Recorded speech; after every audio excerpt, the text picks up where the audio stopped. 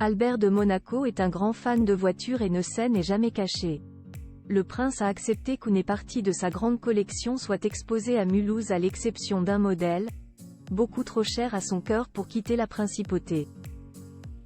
Le mari de Charlène de Monaco s'est également confié, à nos confrères de Point de Vue, sur la genèse de cette passion qui ne date pas d'aujourd'hui.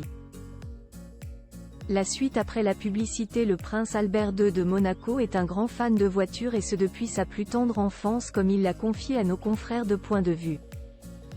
Dans une interview en marge de l'exposition organisée actuellement à Mulhouse et qui présentera une partie de la collection débutée par son père, Régnier III, à la fin des années 1950, le mari de Charlène de Monaco a ouvert son cœur. Sur sa passion, il a expliqué: c'est avant tout une affaire de famille, une passion qu'entretenait mon père, le prince Régnier III, qu'il nous a transmise à mes sœurs et à moi-même. Et de poursuivre, il les collectionnait avec ferveur et en prenait grand soin, puis il a créé en 1993, un musée, la collection de voitures de S.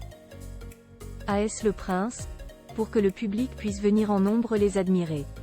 Pour l'exposition intitulée De Monaco à Mulhouse, qui se tiendra jusqu'au 3 novembre prochain au Musée national de l'automobile, le prince Albert II a accepté de prêter certains de ses modèles les plus emblématiques, à l'exception d'une voiture, la Chrysler Imperial 1956. Il s'agit de l'automobile que son père avait choisi pour aller chercher sa fiancée en 1956 à son arrivée à Monaco après avoir traversé l'Atlantique à bord du paquebot SS Constitution.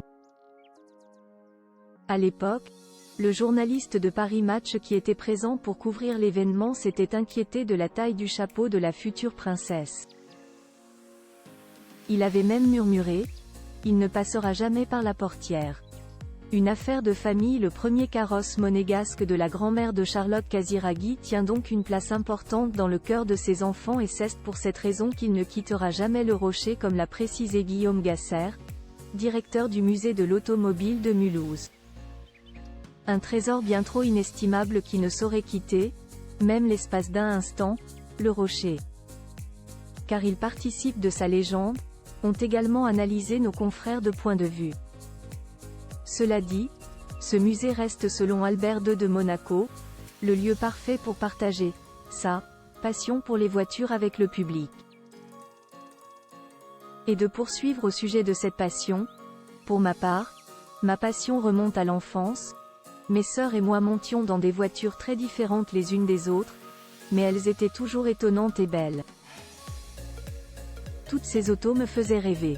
Au sujet de la voiture manquante à l'appel du musée de Mulhouse, le palais princier avait donné quelques détails sur ce modèle haut de gamme en 2019.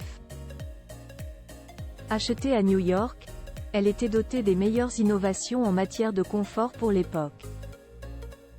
Cette élégante voiture offrait l'avantage d'avoir des sièges et des vitres électriques, la climatisation, un freinage et une direction assistée, apprenait-on. Et ce n'était pas tout, elle avait une boîte de vitesse automatique, commandée par une simple pression sur des boutons poussoirs placés sur le tableau de bord. Les voitures, une affaire de famille chez les Grimaldi.